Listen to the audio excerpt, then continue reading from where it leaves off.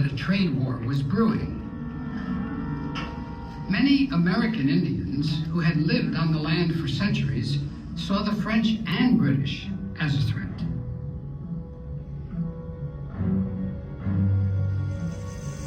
The key to controlling these contested lands lay in western Pennsylvania.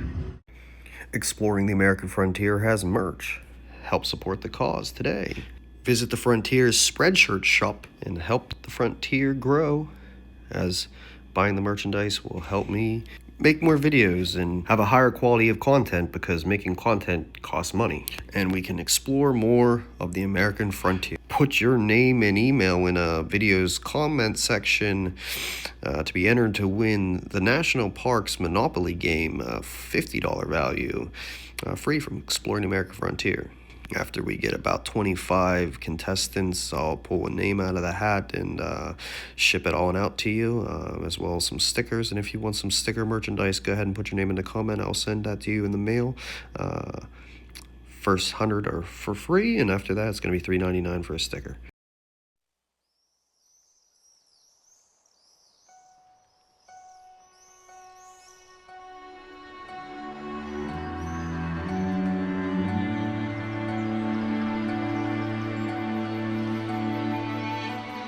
It was 1753.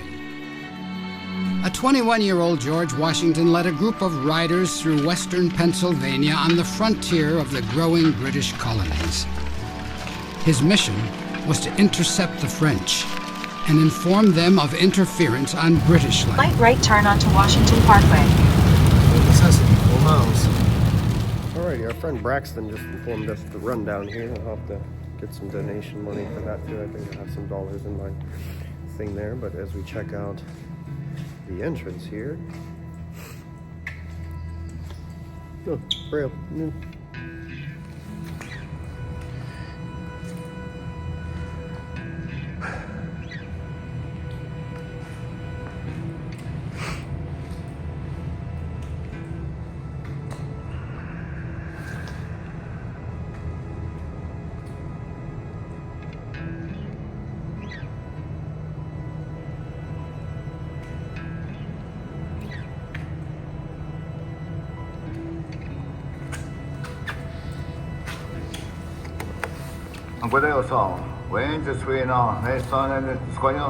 Brethren, you came a great way to visit us, and many sorts of evils might have befallen you by the way, which might have been hurtful to your eyes and inward parts, for the woods are full of evil spirits. We give you this string of wampum to clear up your eyes and mind, and remove all the bitterness of your spirit, that you may hear us speak in good cheer.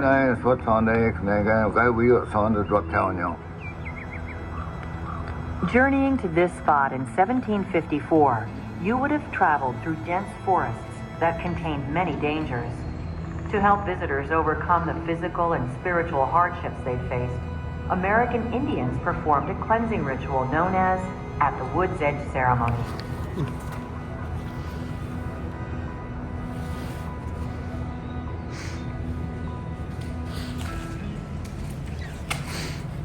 Cannon short man. Probably just a kid. Just a little kid, man. Firing muskets, look at that thing. We got one of those in our garage. Free books.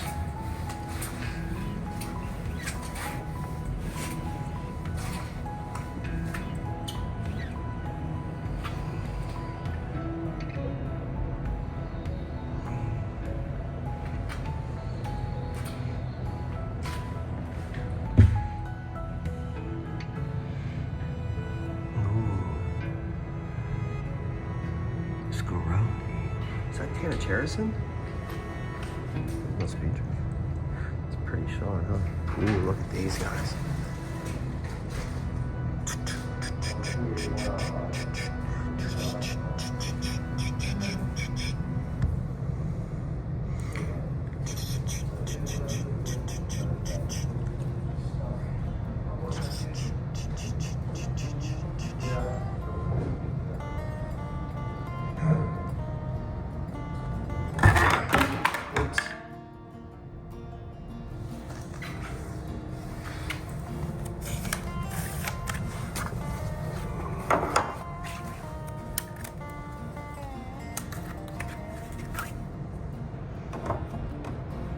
clothes.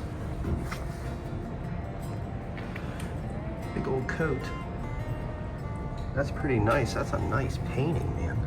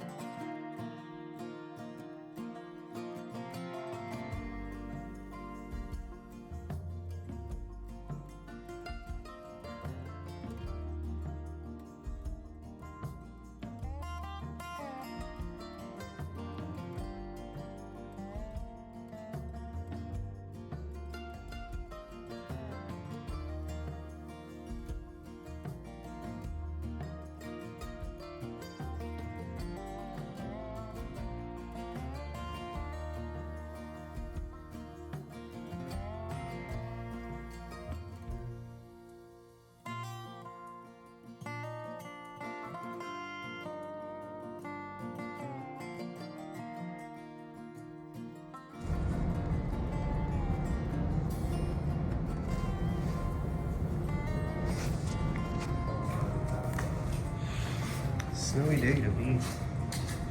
And there's the painting there. Braddock.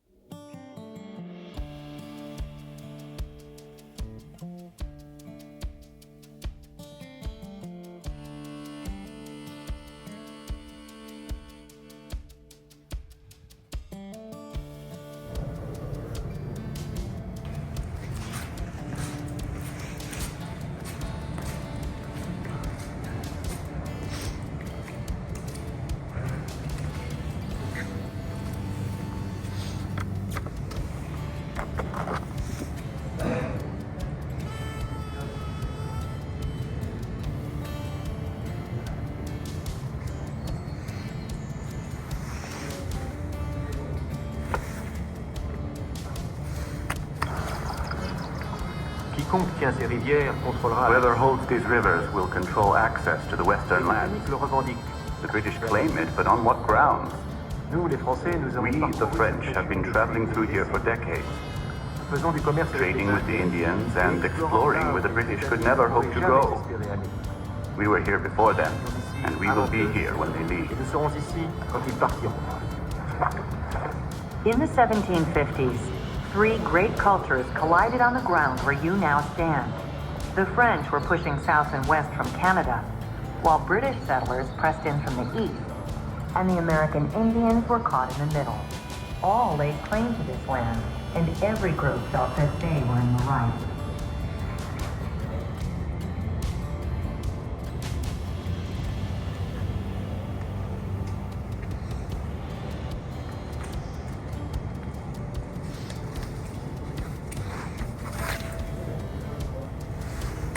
This is the People's Highway, and they crowd it from rim to edge. My brain almost aches from the variety of images that fill it. All of America seems to be breaking up and moving westward. Long lines of wagons swarming with children heading to the mountains.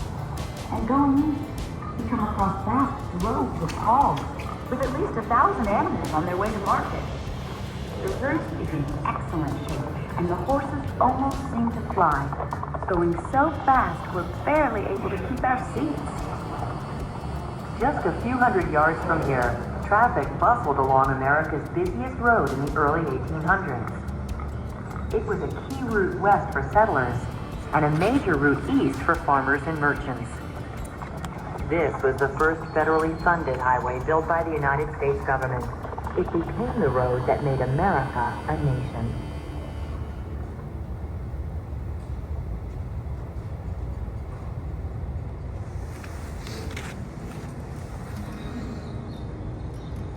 The National Road.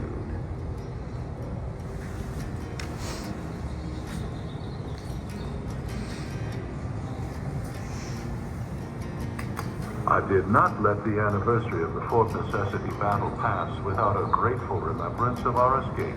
The same providence that protected us will, I hope, continue his mercies and make us happy instruments in restoring peace and liberty. Almost 30 years after he first faced combat at Fort Necessity, George Washington returned to the site.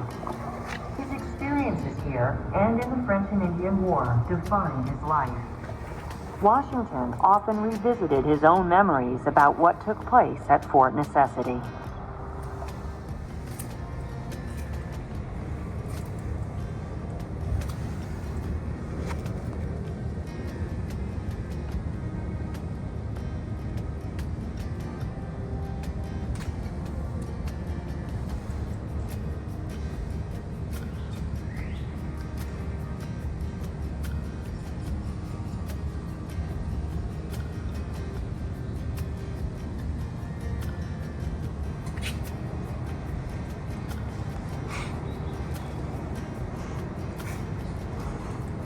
Prelude to the war.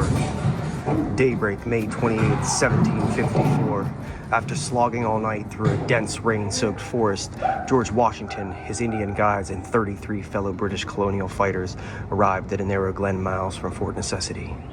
There, 35 French soldiers are rising from their camp. The two sides are not at war, but a battle is about to begin.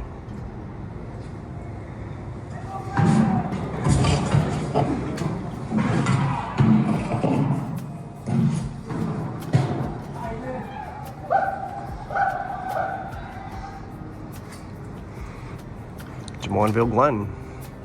Battle in the backwoods. The volley fire of young Virginian in the backwoods of America set the world on fire, said Horace Walpole, English author. The fighting began around 7 in the morning. George Washington, his Virginia regiment soldiers, and their American Indian allies quietly crept into position. French soldiers rising out of their barkling toss spotted them and shouted an alarm.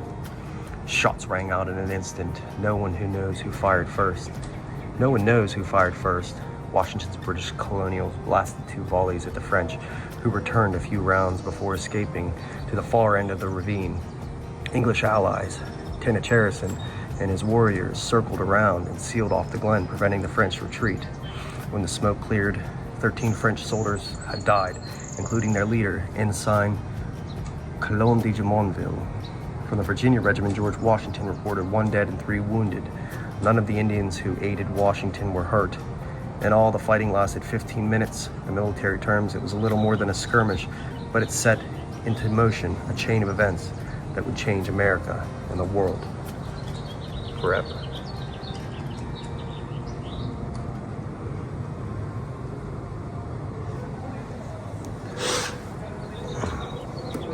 I'm certain that if we didn't attack the French first, they would have tried to ambush us. It was clear that they were on the offensive. Spies had filtered into the area, riling up their Indian allies, marching here fully armed, harassing the British traders. Our Indian allies discovered them hiding in a ravine, far from the path. Theirs was not a peaceful mission. It was a war party.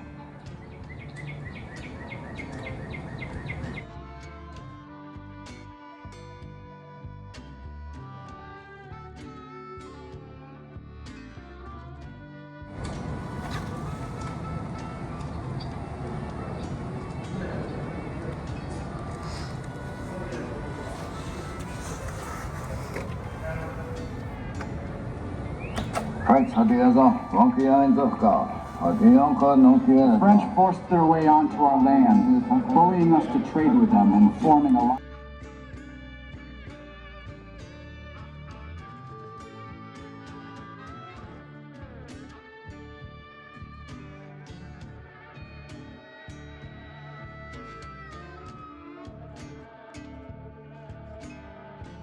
With our enemies. This made war inevitable. I warned them that I would strike back, and I am true to my word. Colonel Washington was just a tool for us to drive off the French.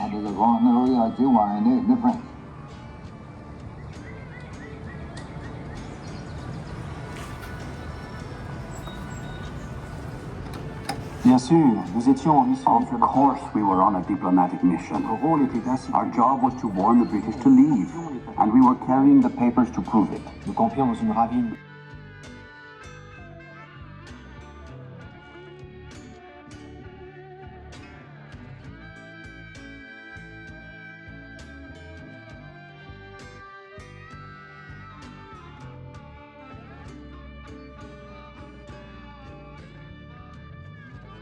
Camped in a ravine because it was raining hard the night before. The British attack was unprovoked. My 12 comrades were murdered, and the death of my commander was nothing short of assassination.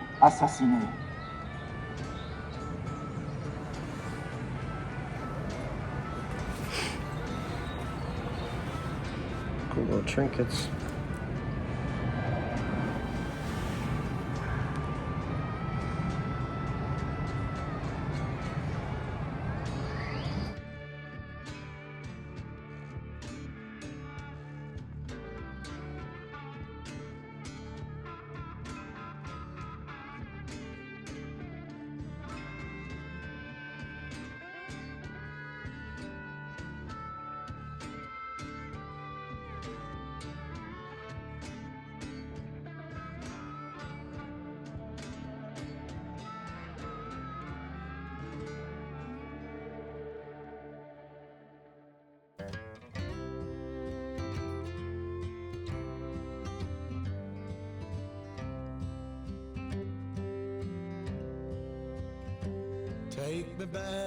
Take me back to the old dirt road where Mama and Papa used to go. Let's sing all them songs from a long time ago and pine for them old days of yore. Well, let me run through the breeze like the leaves on the trees. Let me fly like the leaves when they fall. Well, let my mind go serene like a cool water stream that runs from the mountains so tall. Oh, take me back down the old dirt road.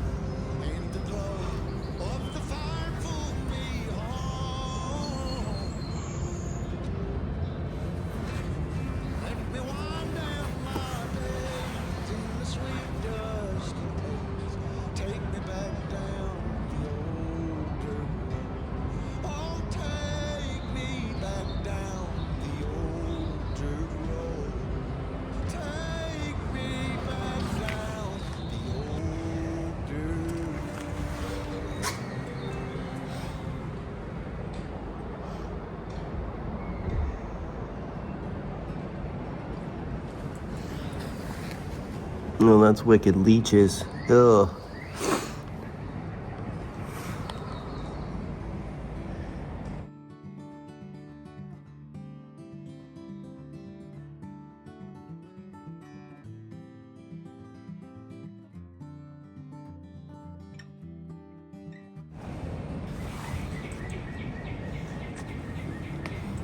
Cool, muskets.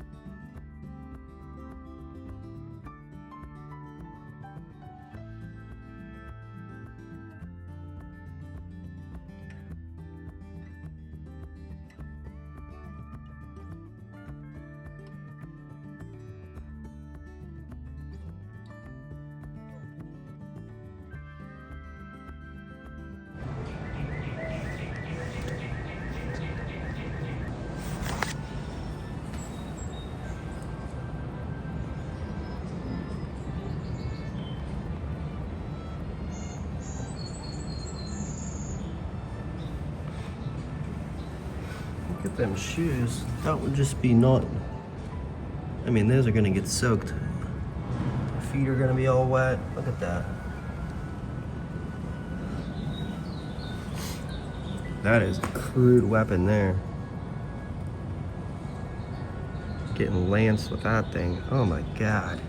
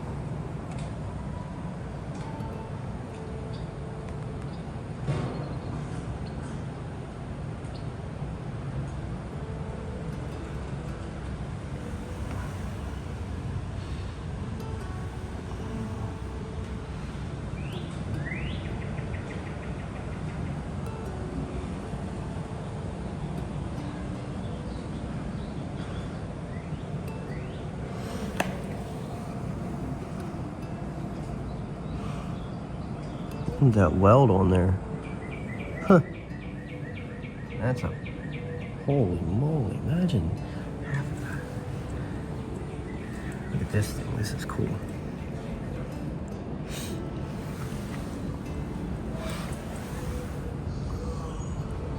Their shoes look a little better, made of leather. Moccasins, their little cap, look at that, that's pretty cool.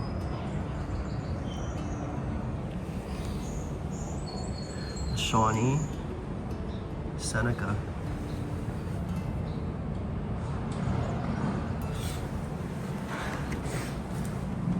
Oh, neat.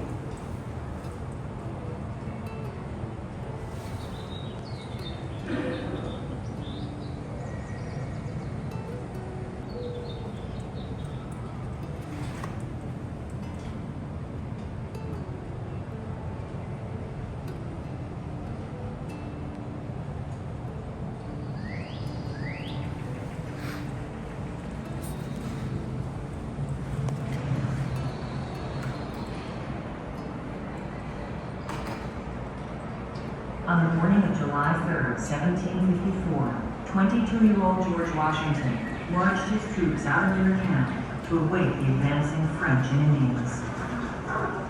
He led 400 fighting men, a combination of regular British soldiers from South Carolina and another group from Virginia. He did not have a single Indian on his side that day. The British naively expected the French and Indians to fight in the open field. Anticipating that the French would come to avenge Jumonville's death, Washington had prepared their defenses as best he could, but suffered from limited time and experience. Fort Necessity's biggest flaw was that it stood 60 yards from the forest, where their enemy could easily find cover. When the French and Indians attacked from the woods, the British fell back on the fort and its surrounding trenches.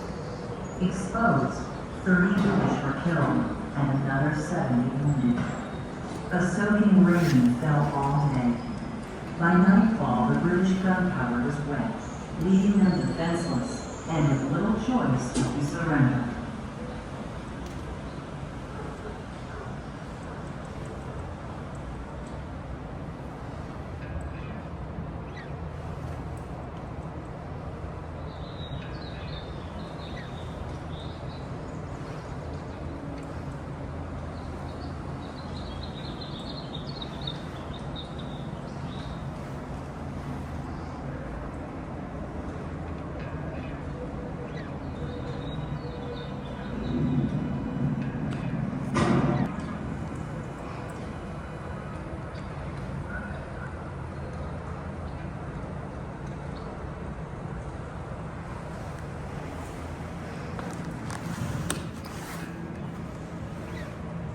In 1754, the Great Meadows was like an oasis of grass and light in a sea of forest. On the morning of July 3rd, over 600 French and Canadians and over 100 Indians from nations that included the Huron, Abenaki, and Ottawa marched into the clearing. They sought to avenge Jumonville's death 1 month earlier. An enormous bank of storm clouds followed them, and a heavy rain broke over the clearing. As the French and Indians approached Fort Necessity, they filtered into the woods. From here, they unleashed a merciless fire. They raped the British ranks and began to shoot the British cows and horses, destroying their means of transportation and food supply. For 8 hours, the French and Indians sniped the British, wearing them down. Their own losses were light, with 3 killed and 17 wounded. But soon after nightfall, they were running low on ammunition, and they heard rumors that 5,000 British troops were marching toward them. The French decided to negotiate with the British. At midnight, they accepted a conditional surrender. The battle for Fort Necessity was over. A victory for the French and Indians.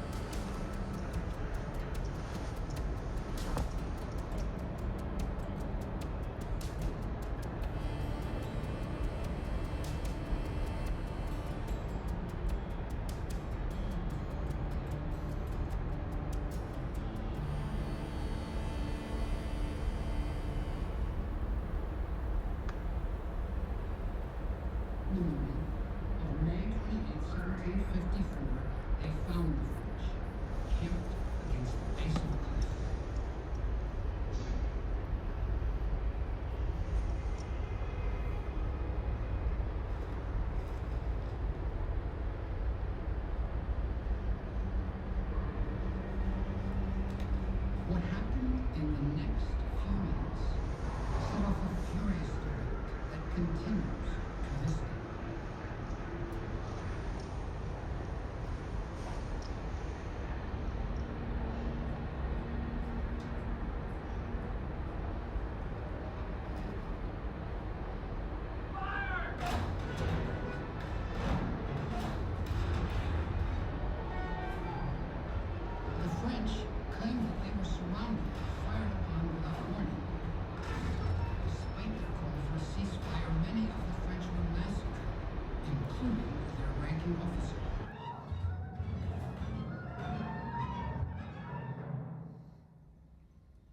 But the British version of the skirmish was different.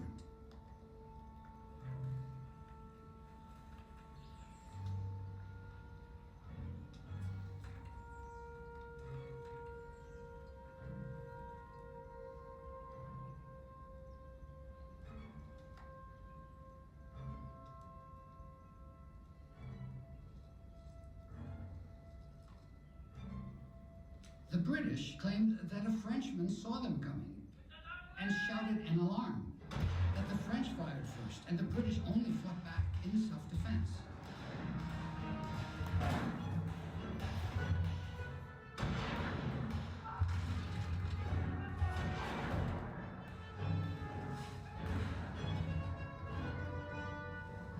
As the fighting ended, Half-King stood over the wounded French officer, Joseph Colomb de Jumonville.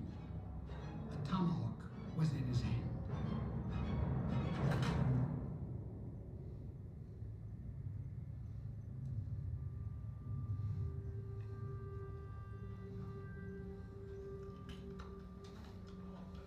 Which side fired the first shots remains unclear.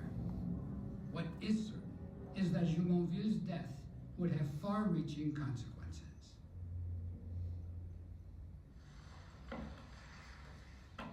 Washington had his men build a stockade and ready themselves for the French retaliation he knew would be swift.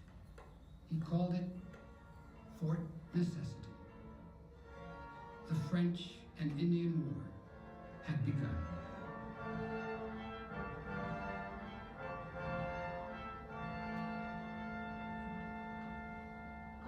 Washington tried to recruit Half-King and warriors from other Indian nations living in the Ohio Valley to help his cause.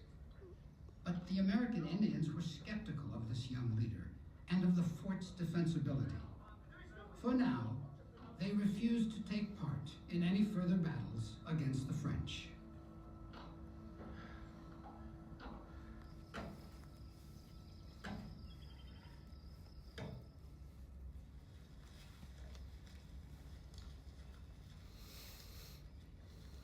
Washington's fears were soon realized.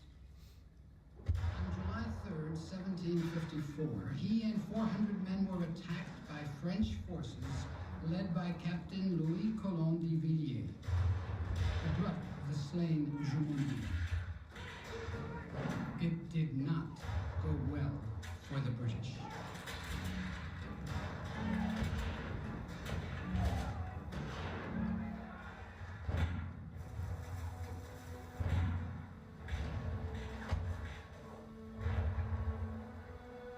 It was an unequal fight, with an enemy sheltered behind the trees, ourselves without shelter, in trenches full of water, in a settled rain, and the enemy harassing us on all sides incessantly from the woods.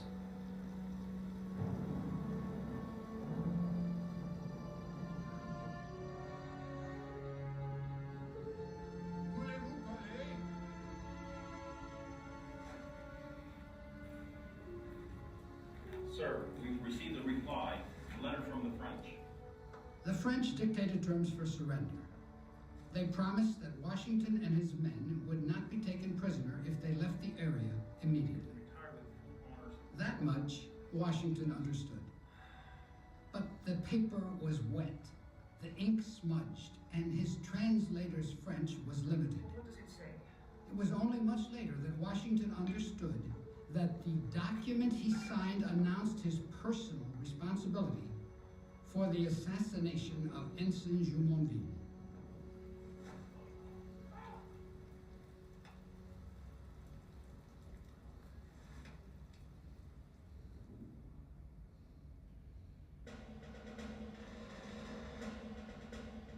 An ocean away, King George II decided that the colonists could no longer be trusted to handle this situation. He sent a large British force that, bolstered with colonial militias, was to seize Fort Duquesne and take control of the forks of the Ohio River. British soldiers, working under the direction of Major General Edward Braddock, widened Washington's earlier road, clearing the way for troops and wagons. Washington served as Braddock's aide. Many American Indians had joined the French side, but others were willing to fight with the British if Braddock would assure them of one thing.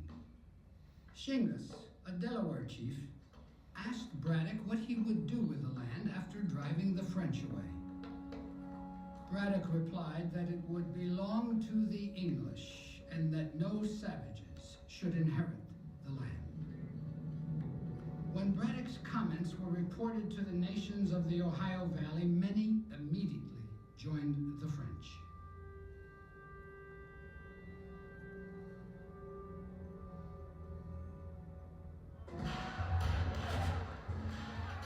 On July 9, 1755, Braddock's army met French and American Indian forces along the banks of the Monongahela River.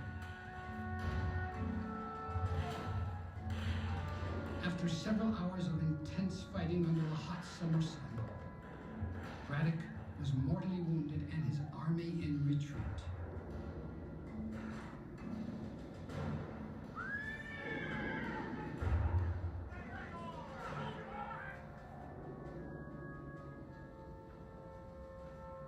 Braddock died 4 days later. Afraid that Indians would desecrate the body, Washington buried him in the middle of the very road they had cleared. And then the army marched over the grave to obliterate any trace of its existence. The dead, the dying, the groans, lamentations, and cries along the road of the wounded for help were enough to pierce a heart of adamant.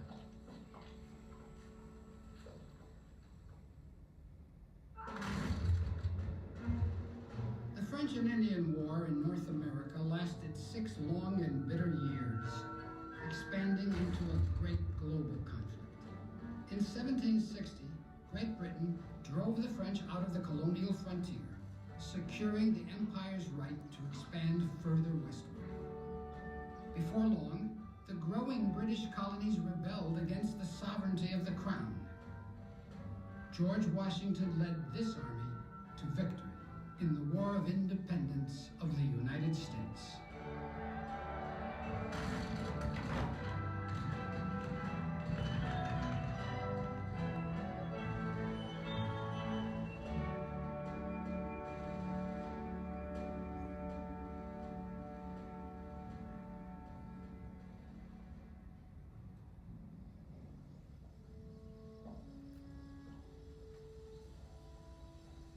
In 1784, George Washington returned to southwest Pennsylvania, where he had first learned the tough lessons of war. In 1771, he had purchased the land where Fort Necessity once stood, thinking it might be a good location for an inn or tavern. Many settlers were moving into this rich farmland west of the mountains. Washington realized that without a proper road to link this territory to the eastern states, they might offer their goods and their loyalty to other nations. Open a wide door and make a smooth way for the produce of that country to pass to our markets before the trade may get into another channel.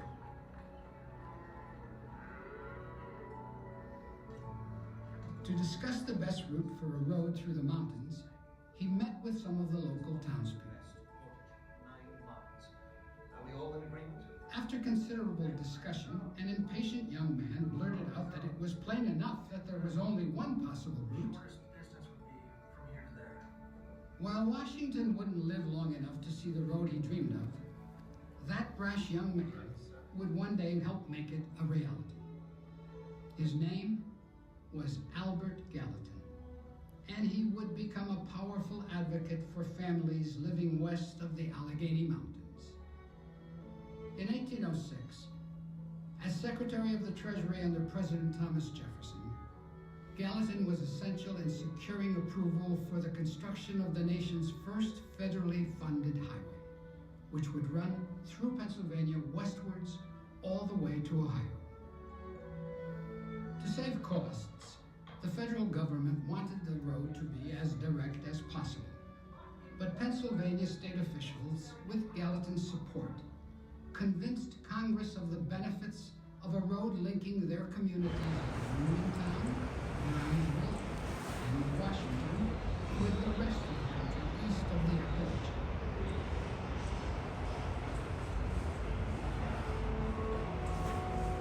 Construction of the National Road began in the spring of 1880, and portions of it closely shadowed the path once created by Washington and Braddock.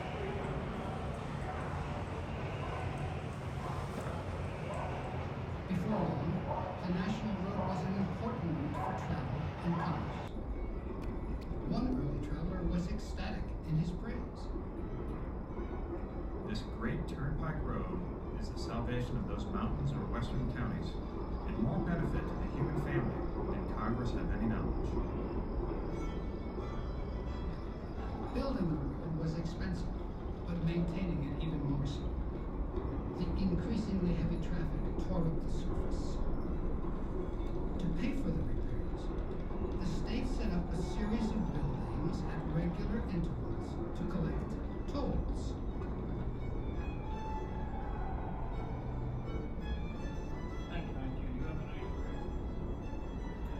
The National Road would become an integral part of American history, eventually reaching into Indiana and Illinois, facilitating commerce, connecting towns and cities as the United States again transformed itself, this time through the Industrial Revolution.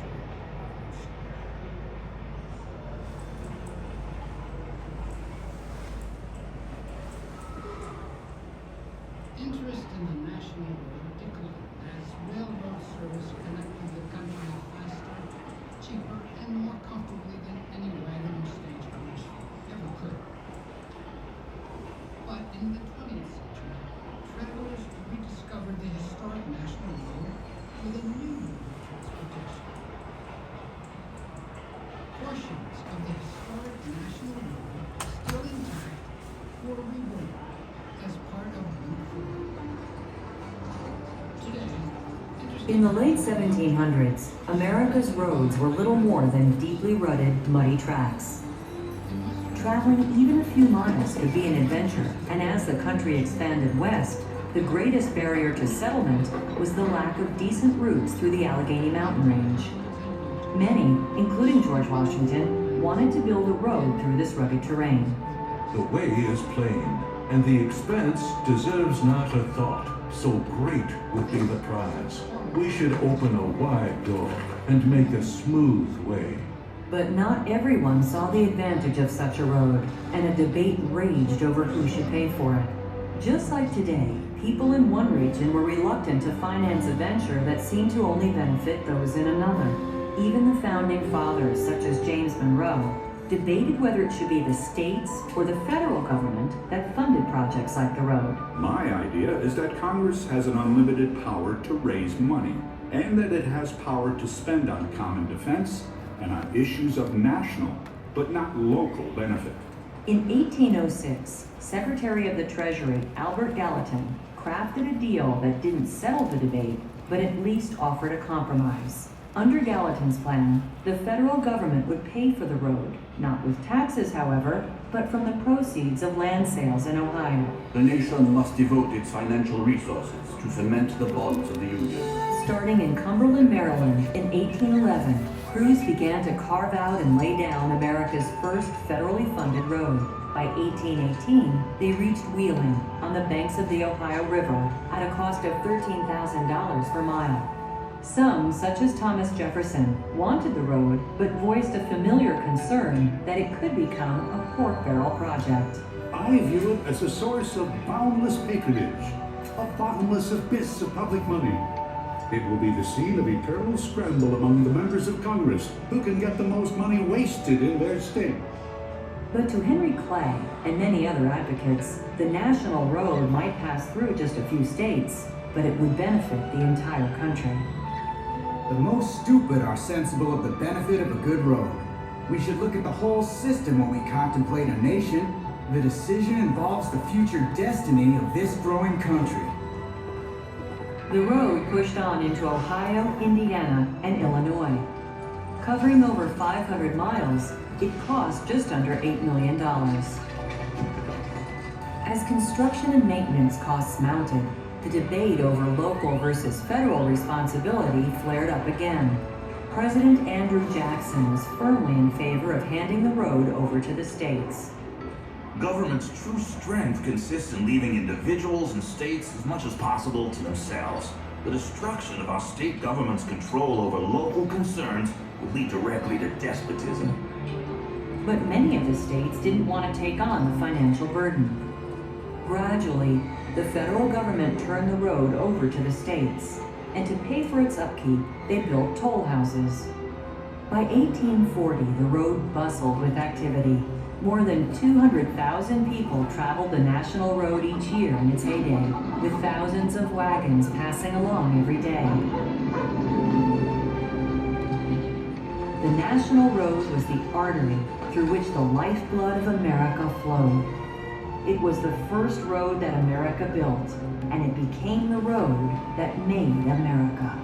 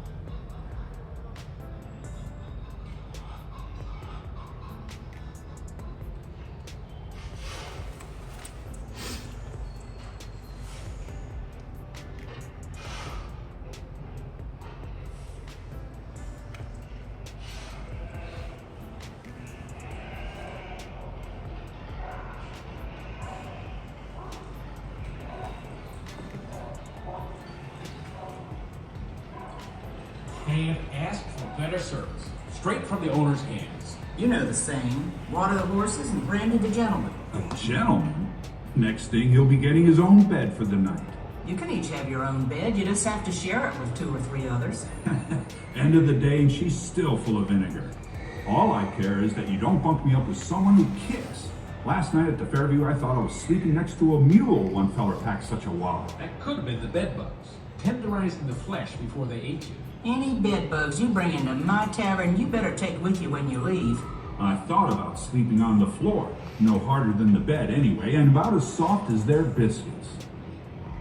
You're coming from the Fairview, so you're headed west, eh? How's that rough stretch of road outside of Uniontown? Just about fixed. With a crew laying in the crushed rock now. How's it coming the other way? It was smooth all the way from Wheeling, except I got stuck behind a man herding 250 turkeys like they were cattle. He's planning to walk them all the way down to Baltimore. I bet I'd make 2 round trips before he gets there.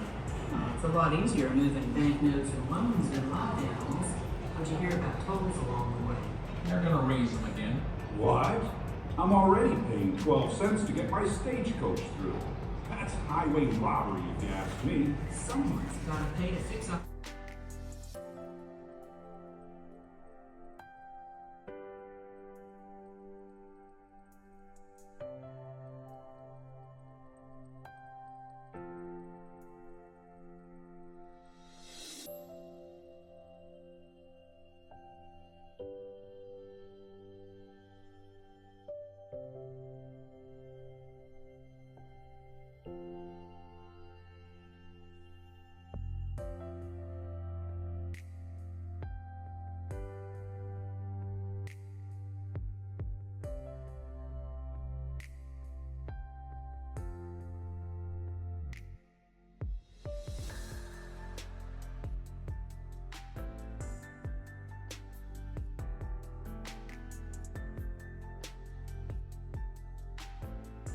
What's your wheels carving the road?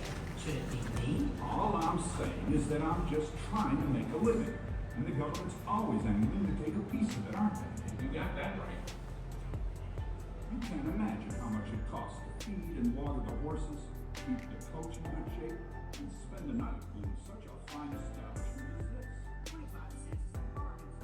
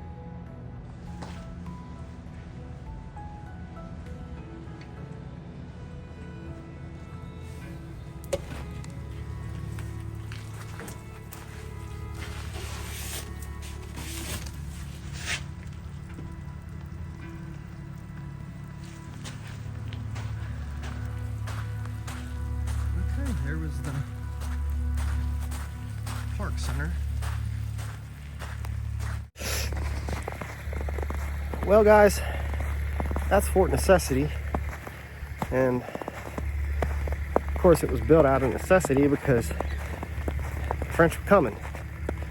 George didn't really have any options, so they threw this bad boy up and did the best they could, got through the day.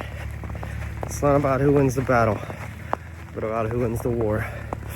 So it's the soldiers who can last the longest who make their name in the history books. And George Washington was certainly an influential member of the United States of America, our first president.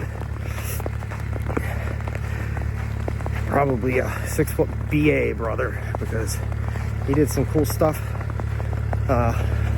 as a man and as a frontiersman and as a colonel, a general, and an American hero. So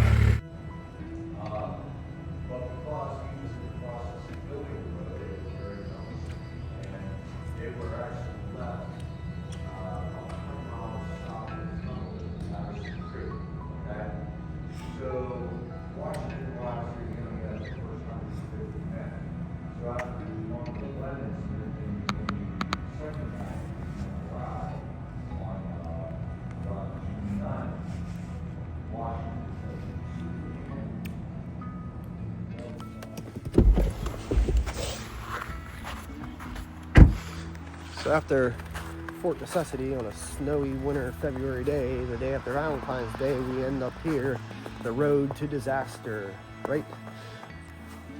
Checking out the story of General Edward Braddock here.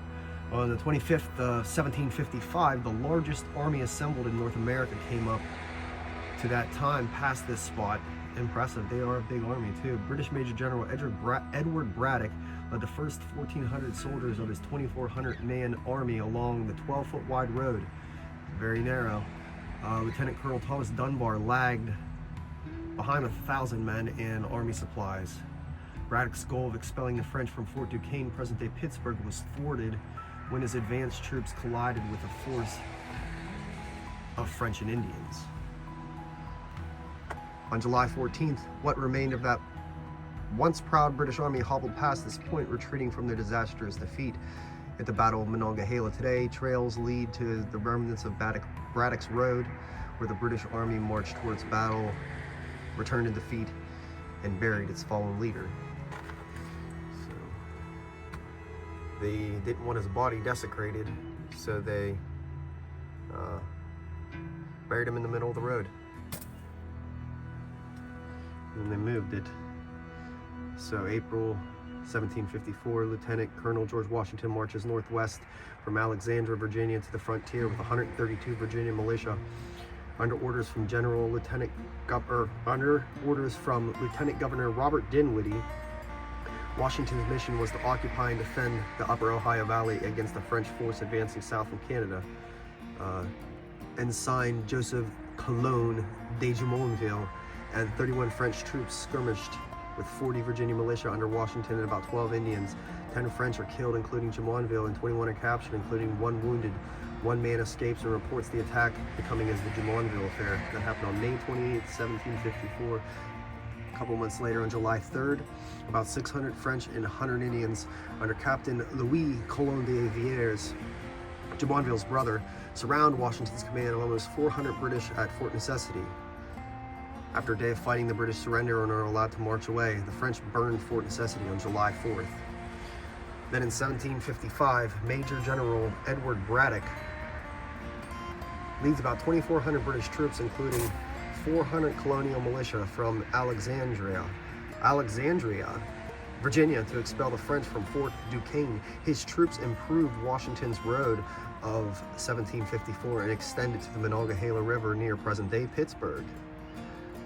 Braddock's army is defeated on July 9th, 1755 by the French and their Indian allies at the Battle of Monongahela near Fort Duquesne. Braddock is mortally wounded and dies on July 13th during a British retreat. He is buried in the middle of Braddock's Road, about 1 mile west of Fort Necessity, and that's where we stand today. And that is a British drawing of their troop positions when they encountered the French and Indian forces south of Fort Duquesne along the Monongahela River. Let's get a good close-up view of that. a little nicked, little faded, but there's the picture of the skirmish.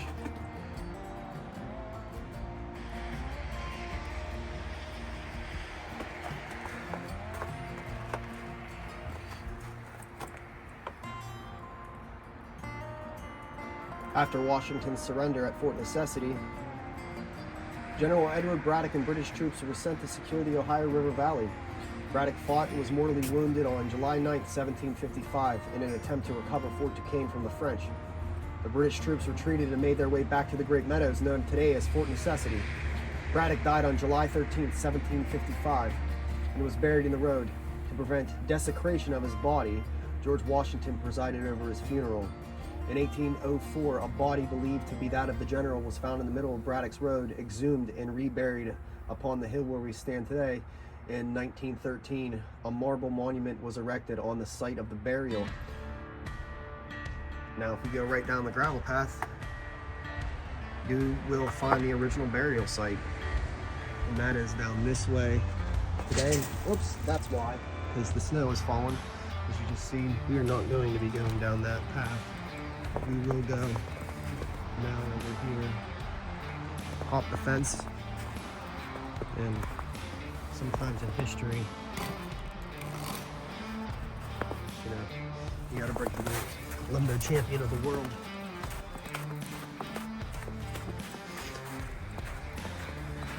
I was the Technotrans Limbo champion this year though, but I had an unfair advantage. I was the youngest one there.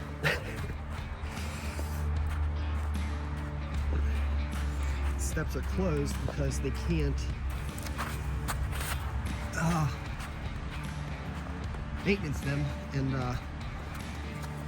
that's their responsibility to maintenance that. So if someone falls, they will get in trouble. So they just close it off, and then if you do it yourself, it's your own fault. So we could have taken the path's a little bit longer. So we've been here before. Imagine being buried on this road here. It's probably over there along the gravel path, but here's General Braddock's grave as described before.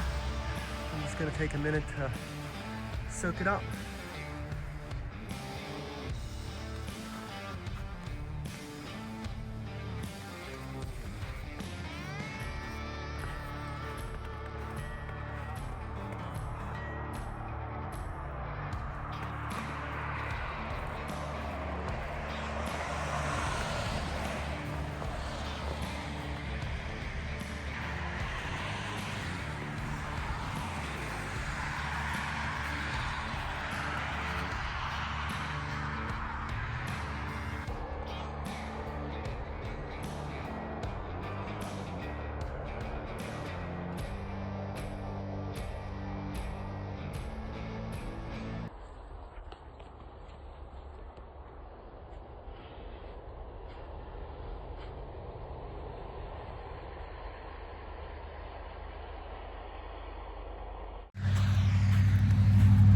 Excellent stuff, guys. I would definitely recommend coming to Farmington and checking out Fort Necessity and Braddock's grave. It's a tremendous story and history, and it's a good experience that you can't relive on the internet. You can get at the information, but the experience of coming here is completely different from seeing it on TV. So from Steve from Exploring American Frontier and Mr. Braddock here, get out there and explore. Thanks, guys. Well, hey guys, thanks for checking out the video, and if you like videos like this, please be sure to subscribe to the channel, smash that like button, and share this with your friends and family. And as always, remember to get out there and explore. Thanks, guys.